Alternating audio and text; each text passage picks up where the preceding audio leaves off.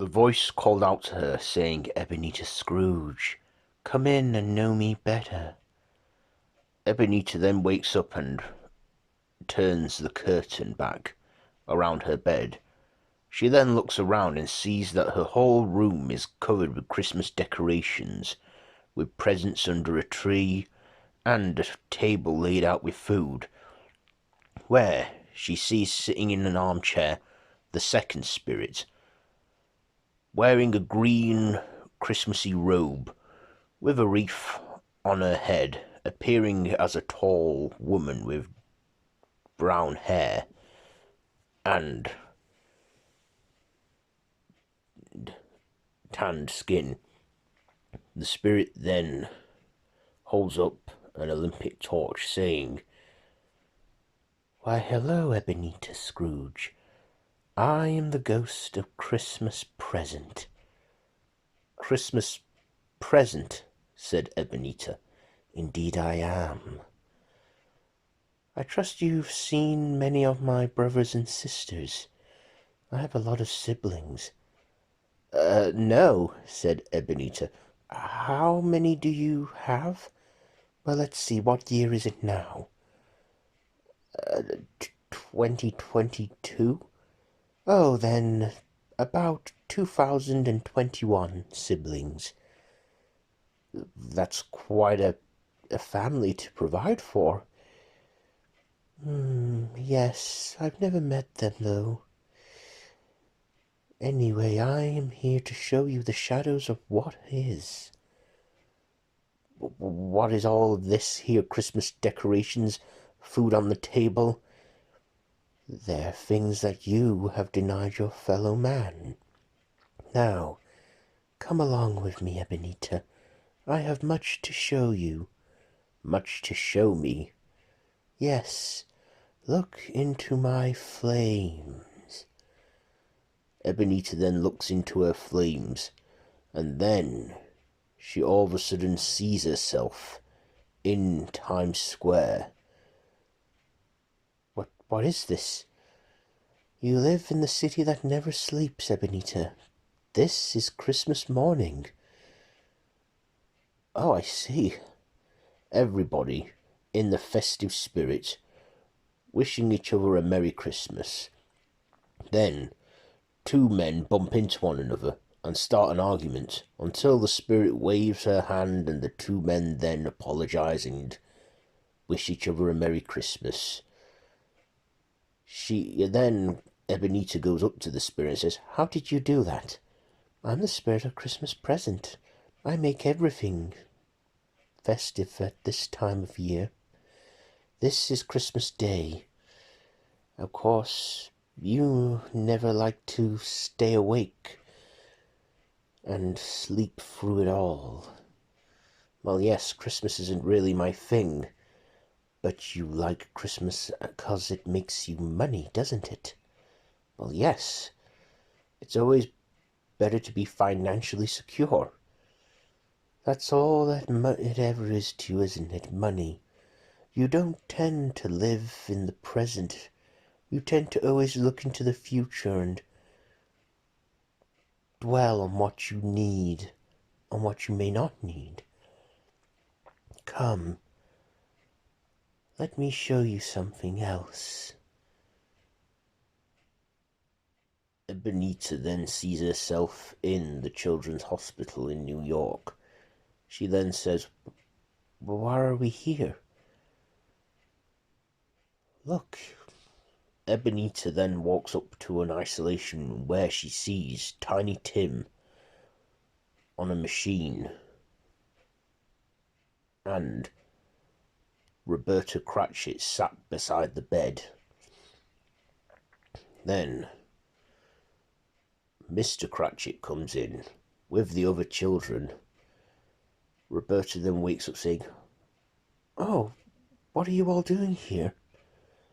"Well, I decided it's Christmas Day enough. I mean, it is 2 in the morning, and we couldn't bear to be away from you here." "Yes, Mom," said the other Cratchit kids. "We're here because we want to spend Christmas here with you. We don't care about a turkey. But the doctor said Tim can go home in the morning for Christmas dinner, then he has to come back here later on. Oh no. Well, what's wrong with the boy? The spirit then says, he is in need of a lung transplant. He is a strong little boy, but the waiting list is long, and the Cratchit family don't necessarily have the means to provide for his medical care. But he'll be okay, won't he? I mean, I'm sure of it. I don't know. My time is in the present, and the present only.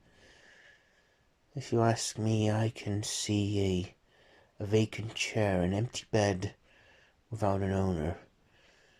If these shadows remain unchanged, he'll surely die. Oh no, but he can't. This is the 21st century. Surely they can help him. As Tim wakes up. Mom? Oh, hello, Tim. Look who's here, your dad and your brother and sister. You think Santa'll give me a new lung this year? I don't know, but he's very busy this time of year. But I think Santa has told the doctors you can go home for the day. Really? Yes. And we're going to have a nice Christmas dinner. Looks like we've got Ms Scrooge to thank for that. Yes. I don't know why you work for that woman, Roberta. She's so tight and stubborn. I know, but I guess I can start to look for a new job in the new year. I mean, it's not as if she's gonna promote me anytime soon.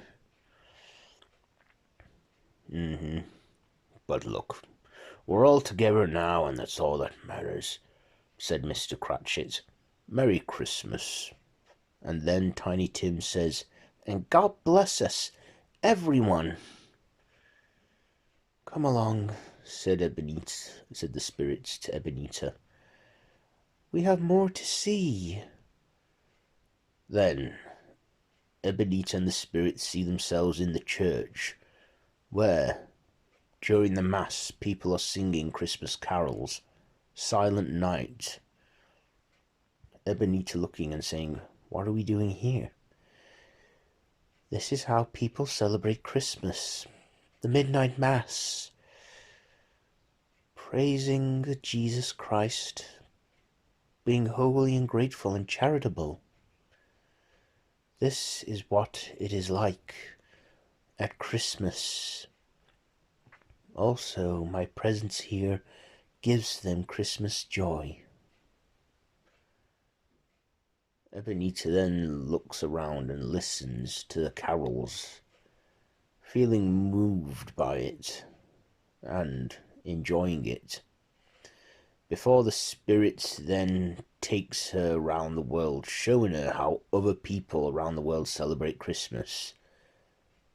In a prison, some prison inmate starts blowing a Christmas carol through his recorder. And then, across in Great Britain, in London, people are also celebrating Christmas morning and Christmas Day. A ship out in the North Atlantic is also celebrating Christmas time at sea. And also seeing other countries, how they celebrate Christmas on Christmas Day. Then Ebenita and the spirits see themselves back in New York, in a hallway of a New York apartments. The spirit then says, do you recognize this place? Not really, I don't know. Come on, through this door here. Ebenita and the spirit then walk into the apartment. Wait, I know this place. It's my nephew's apartment, Fred. They can't see us, can they? No, they cannot. Ebenita sees Fred hosting a Christmas gathering with some friends, and then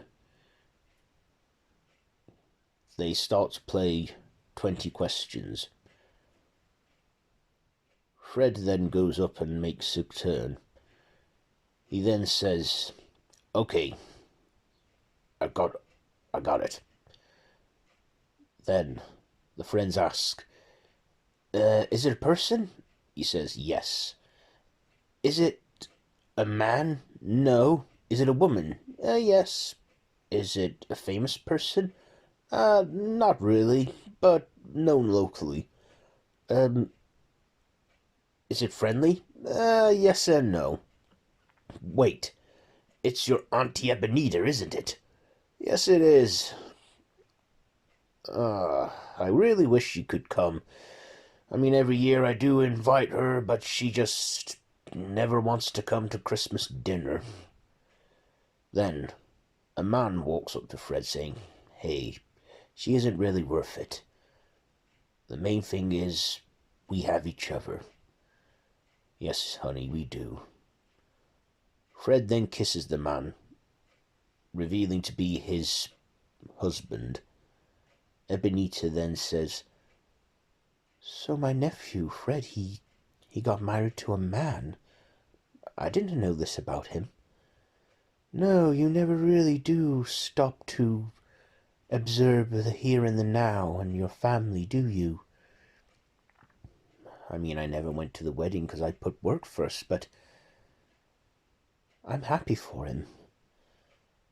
Reminds me of what I once had. You cannot dwell on the past. Isn't that what the predecessor of mine said?" "No, I guess I shouldn't."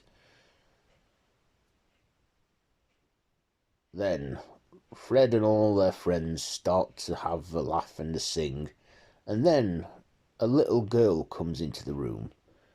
A black girl who walks in saying, "Daddies, a Santa bean? Oh, honey, you should be in bed. Come on, me and your dad'll take you back. Um, Guys, I think we should consider drinking up and leaving. We do have a big day tomorrow with it being Christmas." "Well, it's already Christmas morning now." Yeah, said one of Fred's friends. "I know." Then they take the child to bed, saying, "So, you've been a real good girl this year. So what do you want Santa to get you?" "He got me you two once, a long time ago, when I was little.